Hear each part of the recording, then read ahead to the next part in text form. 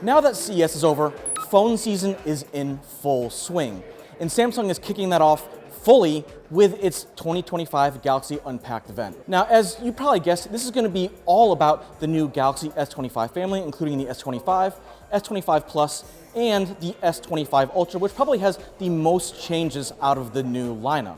So let's go see what Samsung's cooking with this year. Now over to my left, we have the full Galaxy S25 family, which the general lineup is staying pretty much the same. So you're gonna have the base S25, the S25 Plus is kind of that middle child, and then right at the top of the line, you're gonna have the Galaxy S25 Ultra. Now, as you can see, the design isn't changing too much, though I gotta say, I love these two new colors on the S25 and S25 Plus.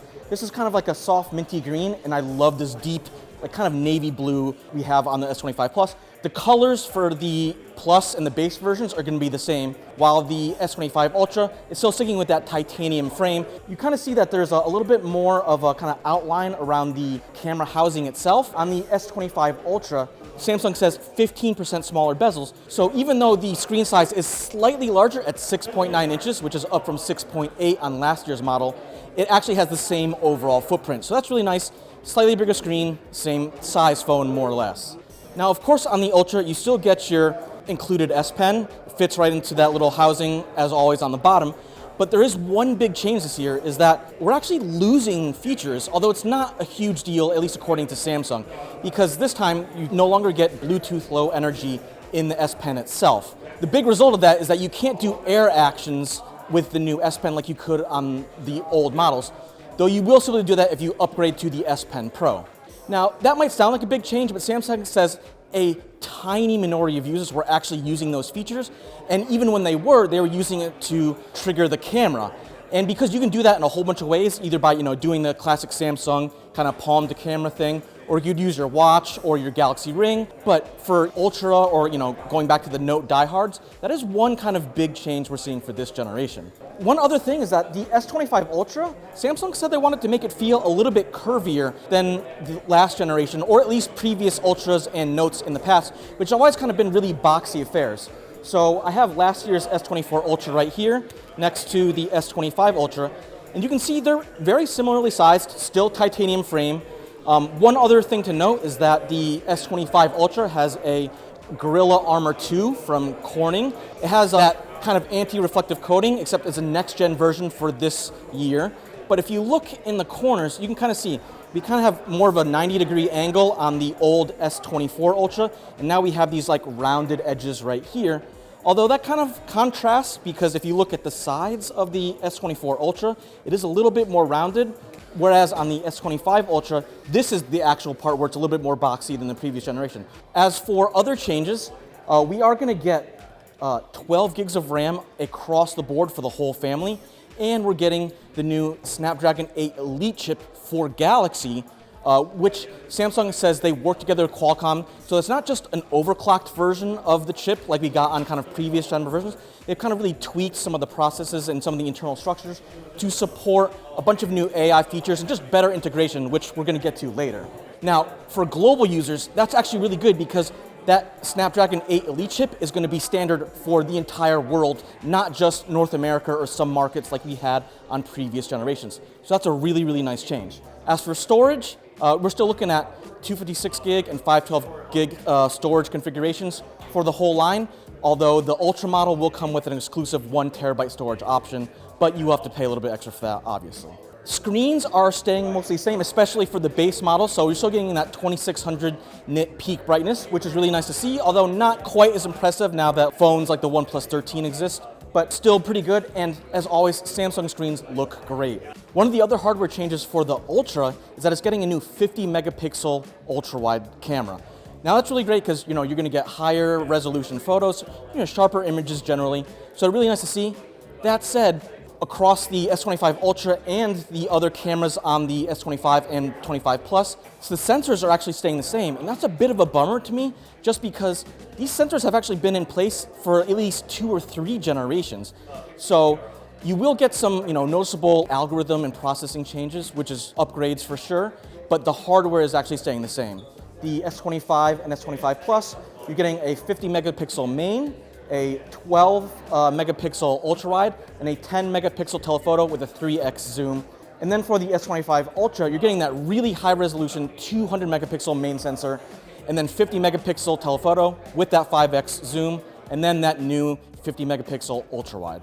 Now, interesting is that Samsung doesn't always give us a ton of specs or figures in terms of like upgraded performance, but for this year, they're saying the NPU is about 40% faster, the CPU is about 37% faster, and the GPU is about 30% faster than the previous generation. Samsung says that there's going to be a new spatial temporal filter that can kind of better identify between moving and stationary subjects, which should help to increase sharpness and stuff like that, hopefully, especially in low light. And there's also a new double analysis noise removal technique that tries to degrain, remove noise from your photos. It uses AI to examine surrounding pixels to kind of better identify how it can help and improve, more questionable areas. And then for video, there's a new audio eraser feature, kind of similar to what we've seen on the Pixel family. And it can identify 6 different sounds to eliminate distracting noises, although you can actually turn them up also thanks to a new real-time EQ. To kind of improve your video on the fly. So that's really nice to see. And then finally, there's a new log video, it's called Galaxy Log, that supports lookup tables. So this is for all the content creators who like shooting on their mobile phone, but then want to take the footage off and kind of improve it. And so you can do that built into the new Galaxy S25 family. Okay, now that we've covered the hardware and kind of spec upgrades, the other big part of the S25 launch is all the new Galaxy AI features. Now, Samsung kind of launched this last year with the S24 family, and we got a kind of a taste of what they got going on. But this year, there's going to be even more of that, and a couple major changes, including what Samsung is calling AI agents. So let's see what's going on. So one of the new AI agents is called AI Select, which you can access most easily by that Samsung sidebar.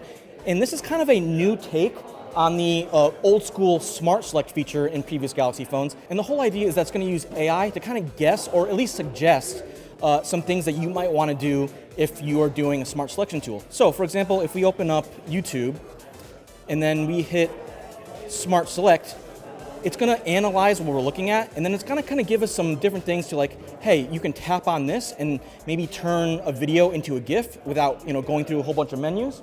Or you can use it to do contextual visual search, like circle to search. And so if I select, hey, then we can do a drawing assist or generative edit.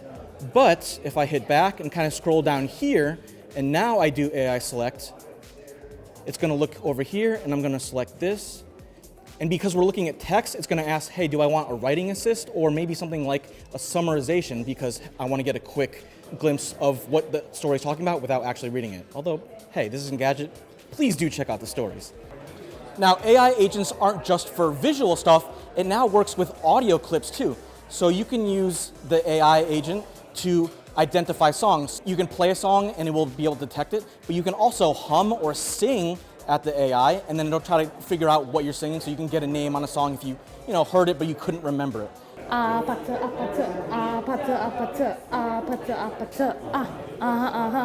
Kissy face, sensei, oh. Now granted, this isn't exactly all new feature. Google already had a kind of hum to search feature, but it's nice to see that more well integrated into the S25 family. So another area that kind of AI agents are having an impact is basically Samsung's trying to let you control your phone in a ton of different ways using your voice. So that also includes in the Samsung Photos app. So if I'm looking for a specific type of photo, I can go through here, look for photos of wine. And it should come up with some results. There you go. And it's kind of using, that natural voice input, so you don't have to think about complicated commands. And then you can just, hey, I want to find this, and it'll go through your entire photo library, which should be a lot faster than just doom scrolling for hours and hours, especially if you have thousands of photos, like probably most people at this point do.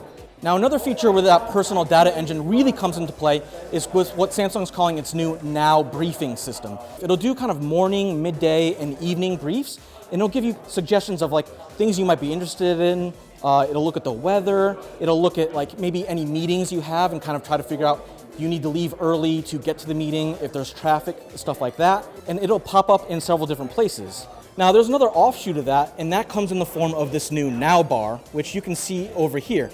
Now it'll show up on the lock screen, and it'll show up on the inside of the phone right up here. And so the idea of this is that it's looking at what you're doing, like directions, or if you have a favorite sports team you follow, and it will kind of surface things as they become relevant.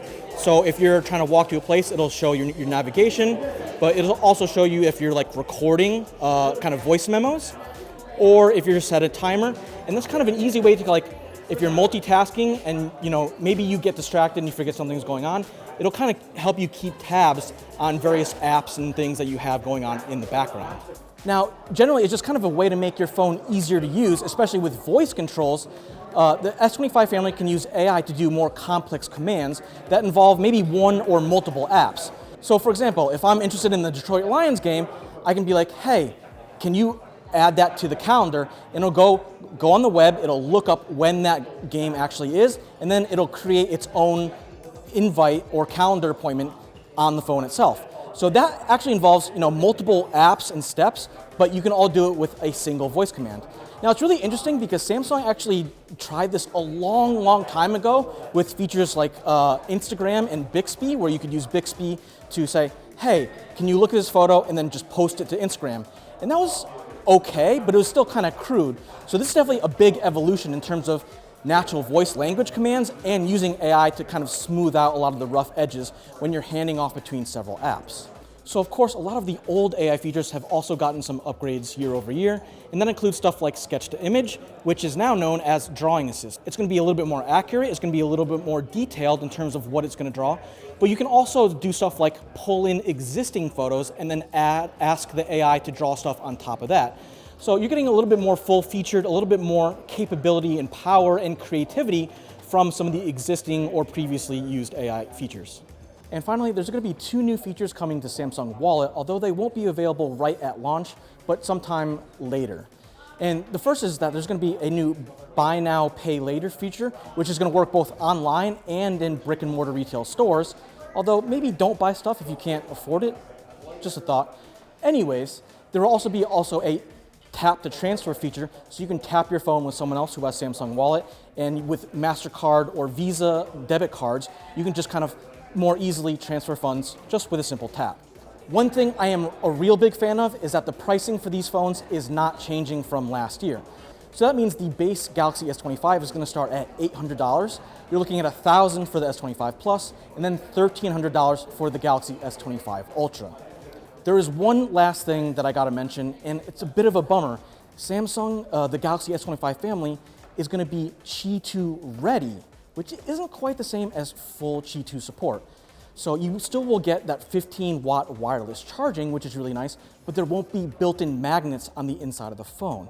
That means you're going to need to rely on third-party cases or some of Samsung's first-party cases if you want that ability to take peripherals like a battery bank or something else and just slap it onto the back of the phone.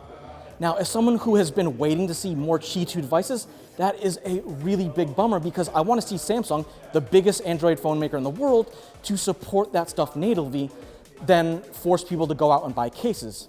Now, I know that a lot of people are going to buy cases anyways, so you're going to have to make sure that you get one of those cases that has the magnets that will add full Qi 2 functionality. And if you're someone like me who hates cases, that's going to be a little bit trickier of a solution, although I'm sure we'll figure out some ways to do it. Okay, so that's been a really quick, or actually more accurately, a kind of longer first look at the new Galaxy S25 family. What do you think? Are you ready to upgrade? Are you still waiting for a few more hardware improvements? Let me know in the comments down below. And as always, stay tuned to Engadget for more news, reviews, and hands-ons.